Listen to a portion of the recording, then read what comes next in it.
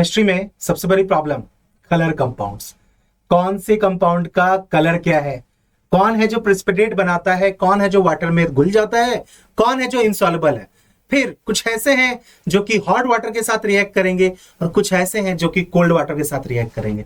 ये वो सारे सवाल हैं बेटा जो कि आपके हर बार एग्जाम में पूछे ही जाते हैं।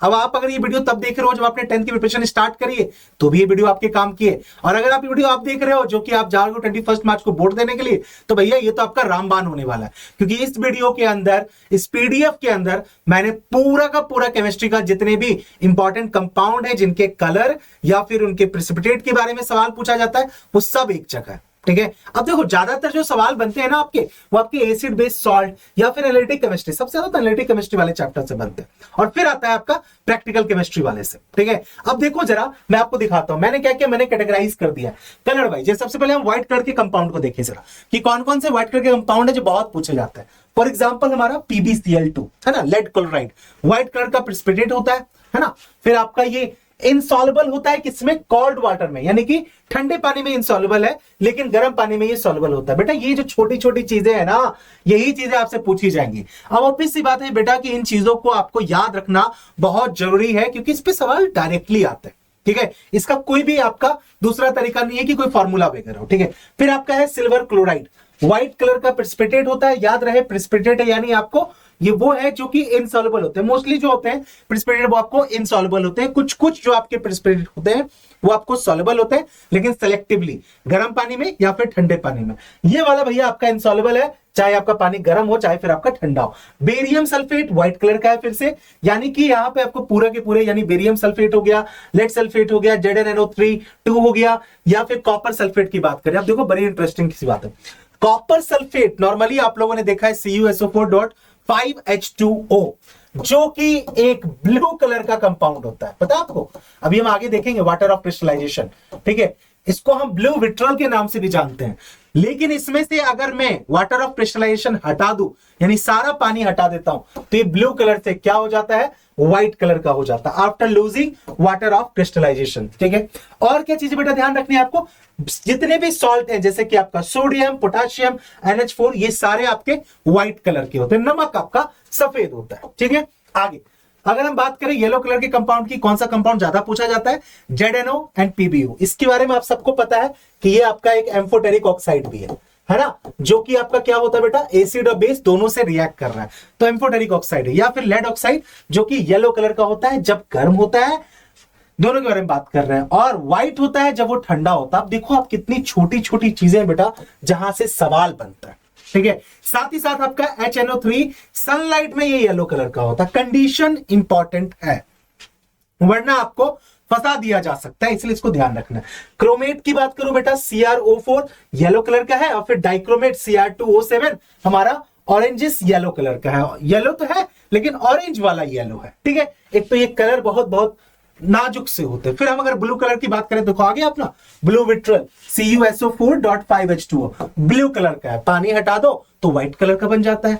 क्यूप्रिक Cu2+ की बात करूं तो ये भी अपना क्या है, ब्लू कलर का है। ब्लैक कलर में बात करूं तो भैया कॉपर ऑक्साइड हो गया हमारा, और फिर हमारा MnO2 हो गया, ये हमारे ब्लैक कलर के होते हैं। ग्रीन कलर में क्या क्या पूछ सकते हैं बेटा, आपका CuCO3 है ना, कॉपर कार्बोनेट आपका पूछ सकते हैं। फेरस सल्फेट जो कि डर्टी ग्रीन का है। क्रोमियम Cr3+, 3+ आप सबको पता ही है क्योंकि इसने 3 इलेक्ट्रॉन क्या किया बेटा, डोनेट किया, तो ये डार्क ग्रीन कलर का। निकेल आपका ग्रीन कलर का है। फेरस आपका ध्यान रहे बेटा ये आयंस इंपॉर्टेंट है। ठीक है, कि कितने इलेक्ट्रॉन्स डोनेट किए फिर आपका कलर क्या हुआ। तो देखो जरा यहाँ पे आपका ये फेरस अपना लाइट ग्रीन है, फेरस सल्फेट आपका डर्टी ग्रीन है, इससे बाहर बेटा नहीं पूछेंगे वो कलर। फिर बात करूं मैं कुछ और कलर की, तो वो आपका रेडिश और पिंक कलर के अगर कंपाउंड की बात करें, copper reddish pink deposit. Manganese की अगर मैं बात करूं लाइट पिंक होता है, कोबाल्ट पिंकिश वायलेट होता है, परमैंगनेट आपका MnO4 पिंक कलर का होता है। अगर मैं बात करूं कुछ रेडिश ब्राउन कंपाउंड की तो FeCl3 रेडिश ब्राउन है, साथ ही साथ नाइट्रोजन डाइऑक्साइड हमारा रेडिश ब्राउन कलर का गैस है। फिर आपका फेरिक की बात करूं तो वो आपका ब्राउन। ठीक है, रेडिश ब्राउन, ब्राउन स्लाइटली थोड़ा सा डिफरेंस है, चलता है बेटा, कोई दिक्कत वाली बात नहीं है। पर्पल वायलेट कंपाउंड में आपका KMnO4 potassium permanganate.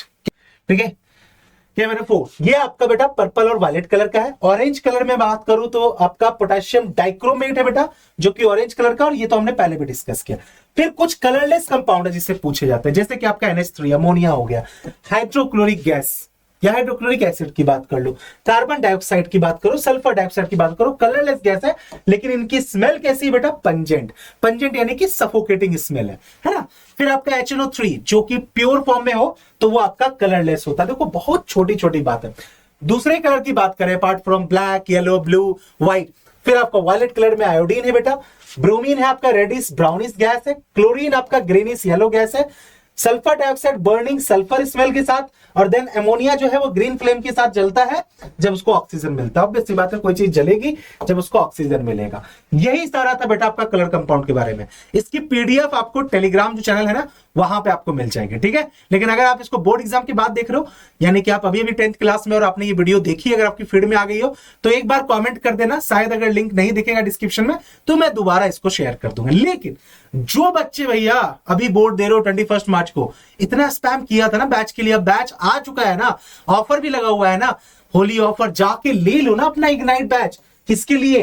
For ISC class 11 science के लिए। और हाँ, स्पैम मत करना यहाँ पे कि भैया फिर कॉमर्स वालों को क्या हो गया।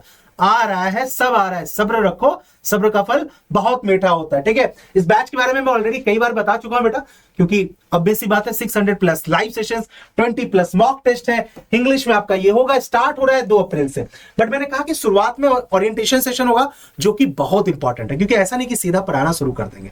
9 से आप 10th में मूव कर रहे हो तो बहुत चीजें आपके लिए जाननी जरूरी है कि किस तरह से प्रिपरेशन करनी चाहिए। 10th आपके लिए कितना डिफरेंट है 9 से, और क्या यहां पे सिर्फ 10th करना चाहिए या फिर आप IIT JEE और नीट की प्रिपरेशन को ध्यान से रखते प्रिपरेशन करोगे। तो इस तरह की बहुत सारी बातें हैं, वो मेंटरशिप आपको स्टार्टिंग में दी जाएगी।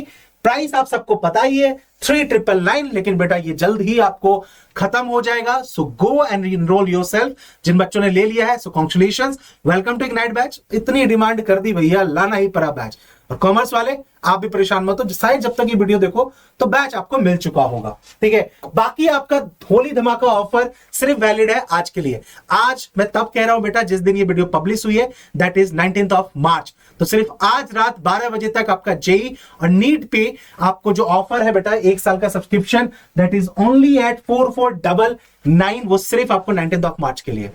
बार बार याद इसलिए दिलाना पड़ रहा है क्योंकि आप बार बार कह रहे हो भैया हम बाद में लेंगे, ये करेंगे।